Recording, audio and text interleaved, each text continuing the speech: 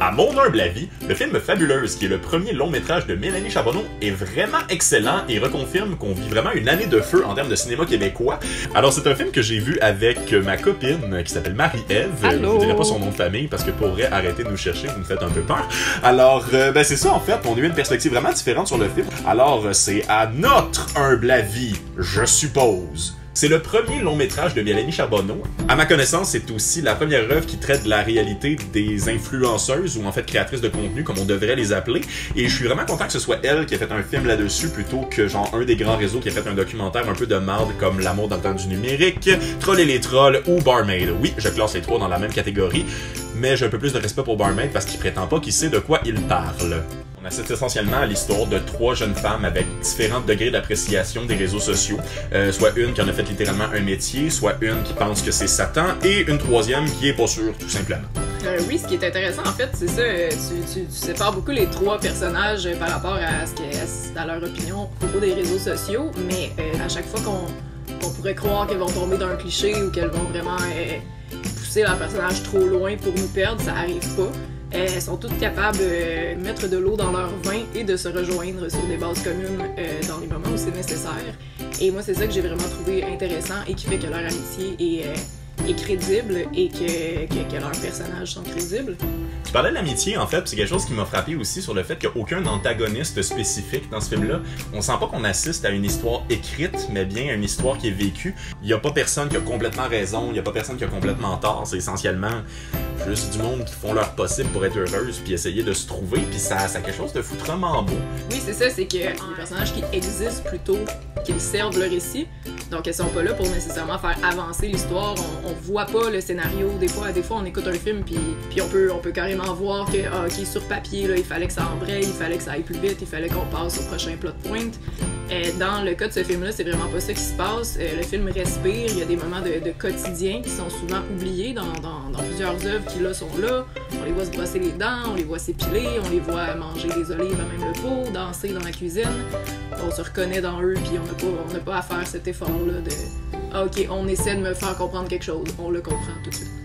Quelque chose que j'ai beaucoup apprécié, en fait, c'est la volonté, puis voire même le succès, je suis prêt à le dire, de comment ils ont présenté c'est un peu quoi écrire sa vie puis la présenter comme une œuvre en tant que telle. Spoiler, avancez à cette partie-là du vidéo si vous voulez pas entendre cette scène-là.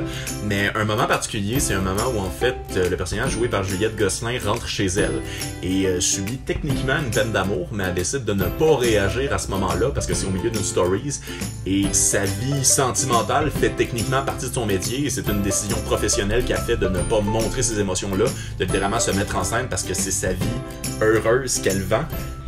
Dans ce moment-là, c'est ça, oui, en un sens, elle ment, mais c'est un moment qui est tellement intime et qui la concerne qu'on est qui pour lui en vouloir. Au final, c'est elle qu'elle protège dans cette décision-là. Et ça ouvre des conversations intéressantes sur le féminisme, sur l'hypersexualisation. Il y a une référence aux fameux autocollants qu'on voyait partout en ville pendant un instant de sale pub sexiste. Là. C'est ça, ce mouvement-là. Ben moi, si je me rappelle, j'étais un peu mal à l'aise par rapport à ça dans le temps, où est-ce que j'avais l'impression que c'était sur toutes les affiches qui montraient une femme. Donc, elle est où la ligne de c'est quoi une femme objet, c'est quoi une femme qui juste se présente, je veux dire, comme tous les mannequins ne sont pas femmes objet, elle est où la ligne, c'est qu'est-ce qui est correct, qu'est-ce qui l'est pas. C'est drôle, ça me rappelle en fait les collants sale pub sexiste, ça me rappelle aussi à quel point la direction artistique est quand même foutrement incroyable pour ce film-là.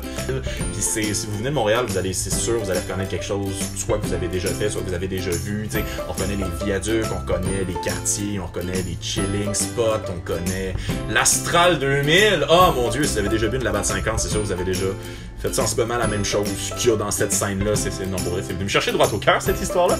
Et sinon, c'est ça, ils ont fait affaire avec des artistes locaux quand même pour donner une personnalité qui est intéressante. Le t-shirt qui est fait dans le film est fait par une artiste qui s'appelle Pony, qui est vraiment exceptionnelle. Suivez son Instagram. Vous pouvez d'ailleurs acheter le t-shirt si vous voulez. Oui, c'est ça. Moi aussi, en fait, la direction artistique m'a vraiment beaucoup touchée comme étant quelque chose, encore une fois, je pense que c'est le mot-clé pour parler de ce film-là, mais authentique. Tu sais, je veux dire, c'est facile de montrer qu'un personnage a de l'argent et c'est facile de montrer qu'un autre en a pas. L'offre de Juliette, ça fait pas LA, ça fait pas New York, ça fait Montréal. Mais Montréal avec, oui, de l'argent, du bon goût, du modernisme, tandis que leur appartement aux deux autres filles qui habitent ensemble, c'est vraiment rempli, c'est vraiment avec plein d'inspirations différentes. On sent qu'elles sont un peu coincées dedans, mais on sent aussi que c'est une vraie maison. Ce film-là aussi, je trouve, a beaucoup de choses à dire par rapport à la sexualité et à l'intimité, et à comment que c'est deux choses qui sont parfois ensemble, parfois pas du tout. Il y a deux, c'est ça, scènes de sexe qui se démarquent. En fait, je pense que c'est pas mal les deux seules scènes de sexe du film, mais qui sont tellement différentes dans ce qu'elles représentent pour les personnages puis dans ce qu'elles nous font sentir comme spectateurs. Il y a un moment où on voit un tampon, j'en dirai pas plus, et je trouve que c'est quelque chose qui est quand même très rare, et c'est un des grands tabous de la sexualité et du corps féminin. Donc voilà, et je pense que intimité et sexualité sont deux choses qui sont trop souvent mises dans le même panier, dans le même bateau, dans la même soupe, et ça ne devrait pas tout le temps être comme ça. J'en parle souvent dans la vraie vie, mais j'ai un gros beef avec un film qui s'appelle Charlotte a du fun, et mon problème avec ce film-là, c'était justement à quel point les créateurs du film ne comprenaient pas la génération qu'ils essayaient d'expliquer eux-mêmes. Je trouve que dans Les Fabuleuses, il y a un énorme contraste par rapport à ce qui a déjà été fait. Ils présentent pas une génération complètement définie, puis ils l'approchent avec de l'écoute plutôt que de la certitude. Il y a une vraie recherche, c'est basée sur des connaissances approfondies de comment fonctionnent les réseaux sociaux. Je veux pas trop m'avancer, mais j'ai un peu l'impression que la scénariste a écouté l'ensemble de l'œuvre de Lisanne Nadeau. Ça ressemble à quelque chose, il y a aucun moment dans le film où j'avais l'impression que le film était réalisé par, je sais pas, Jocelyne de Radio Enfer, I guess.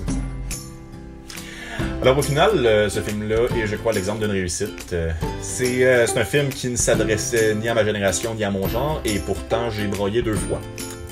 Donc c'est ça, en gros, je vous dirais un film effectivement de 1 heure et quelques qui aurait pu durer encore 2-3 heures, et je crois que j'aurais été capable d'en prendre.